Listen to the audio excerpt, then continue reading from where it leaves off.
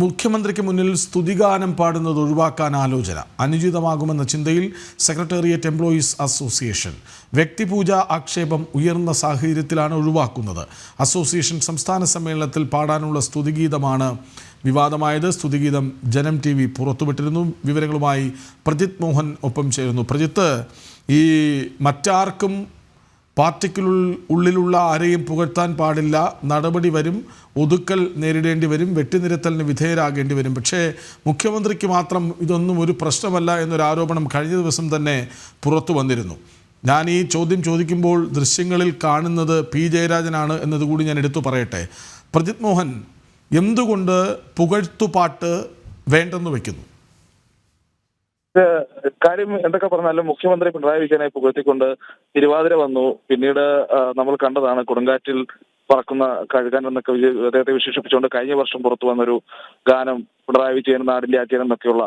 ഇതെല്ലാം സമൂഹ മാധ്യമങ്ങളടക്കം വലിയ ട്രോളുകൾക്കൊക്കെ കാരണമായിട്ടുണ്ട് എന്നുള്ളതൊരു യാഥാർത്ഥ്യമാണ്.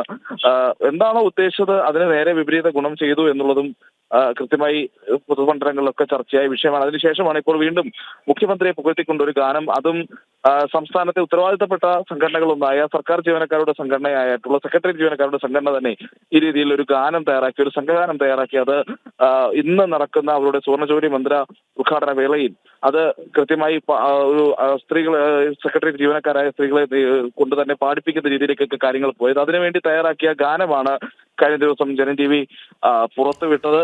എന്തായാലും അത് വലിയ വിവാദമായിരുന്നു. പ്രത്യേകിച്ച് നേരത്തെ തന്നെ നമ്മൾ പലപ്പോഴായി റിപ്പോർട്ട് ചെയ്തിട്ടുള്ള അല്ലെങ്കിൽ ചൂണ്ടിക്കാണിച്ചിട്ടുള്ള P. ജയരാജനടക്കം ഇവർക്കുള്ള നടപടികൾ വന്നിട്ടും മുഖ്യമന്ത്രിയുടെ സ്തുതിഗീതങ്ങളിൽ മാത്രം ഒരു നടപടിയും ഇല്ല. പാർട്ടി അതിൽ ഒരു ചർച്ചയ്ക്ക് പോലും തയ്യാറാകാത്ത സാഹചര്യമുണ്ട്. പണ്ട് 2017 P. ജയരാജനെ കുറിച്ചുകൊണ്ട് കണ്ണൂരിൽ പുറത്തിറങ്ങിയിട്ടുള്ള ആ ഗാനത്തിനെതിരെ CPM-ന്റെ സംസ്ഥാന സമിതിയിൽ പോലും വലിയ ചർച്ചകൾ വന്നിരുന്നു, വിമർശനങ്ങൾ വന്നിരുന്നു. വ്യക്തിപൂജ പ്രോത്സാഹിപ്പിക്കാതിരിക്കാൻ അല്ലെങ്കിൽ വ്യക്തിപൂജ ഉണ്ടാകുന്ന സാഹചര്യത്തിൽ അത് തടയാനുള്ള ജാഗ്രത P. ജയരാജൻ കാണിച്ചില്ല എന്നുള്ളതായിരുന്നു അന്ന് ഉയർന്ന പ്രധാന വിമർശനം. എന്നാൽ മുഖ്യമന്ത്രിക്ക് പുകഴ്ത്തിക്കൊണ്ട് 3 വട്ടം തിരുവാതിര ഇറങ്ങി, പാട്ടിറങ്ങി, പിന്നീട് സംഘഗാനം ഇറങ്ങിയിട്ടും ആ ഒരു ജാഗ്രതക്കുറവ് മുഖ്യമന്ത്രിയുടെ ഭാഗത്ത് നിന്ന് ഉണ്ടാകുന്നില്ല എന്ന് പറയാൻ CPM-ന്റെ ഒരു നേതാവും ഒരു സംഘടനാ സംവിധാനവും തയ്യാറാക്കാത്തൊരു സാഹചര്യമുണ്ട്. പക്ഷേ കഴിഞ്ഞ ദിവസം മുഖ്യമന്ത്രിയോട് തന്നെ നേരിട്ട് ഇത്തരം വ്യക്തിപൂജകൾ CPM-ന്റെ നയമാണോ എന്നതടക്കമുള്ളത് മാധ്യമപ്രവർത്തകർ ചോദിച്ച സമയത്ത് മുഖ്യമന്ത്രി വ്യക്തിപൂജകളെ പ്രോത്സാഹിപ്പിക്കില്ല എന്നൊരു വാക്കിൽ പറഞ്ഞ് അത് നിർത്തുകയും ചെയ്തു. അതോടൊപ്പം തന്നെ ഇടയ്ക്ക് എന്നെ പുകഴ്ത്തിയാൽ നിങ്ങൾക്ക് മാധ്യമങ്ങൾക്ക് ഇത്തിരി ബുദ്ധിമുട്ടുണ്ടാകുന്നുണ്ട് എന്ന തരത്തിലുള്ള ഒരു പരാമർശവും മുഖ്യമന്ത്രിയുടെ ഭാഗത്തു നിന്നുണ്ടായിരുന്നു. എന്തായാലും അതിന്റെയൊക്കെ ഒരു ഭാഗമായിട്ടാണ് ഇപ്പോൾ ഈ ഒരു പക്ഷേ ഒരു കൂടുതൽ വിവാദത്തിലേക്കും ഒരു പരിഹാസ നിലപാടിലേക്കും തന്നെ വിവാദത്തിലേക്ക് വലിച്ചിഴയ്ക്കുന്ന പാട്ട് ഒഴിവാക്കുമായിരിക്കും, പക്ഷെ മുഖ്യമന്ത്രി ചടങ്ങിൽ പങ്കെടുക്കും അല്ലേ? നിലവിൽ മനസ്സിലാകുന്ന അനുസരിച്ച് അങ്ങനെ തന്നെയാണ്. കാരണം മുഖ്യമന്ത്രിയുടെ മുന്നിൽ ഇനി മുഖ്യമന്ത്രി വേദിയിൽ ഇരിക്കുമ്പോൾ ഈ പാട്ട് പാടാനായിരുന്നു നേരത്തെ അസോസിയേഷന്റെ തീരുമാനം.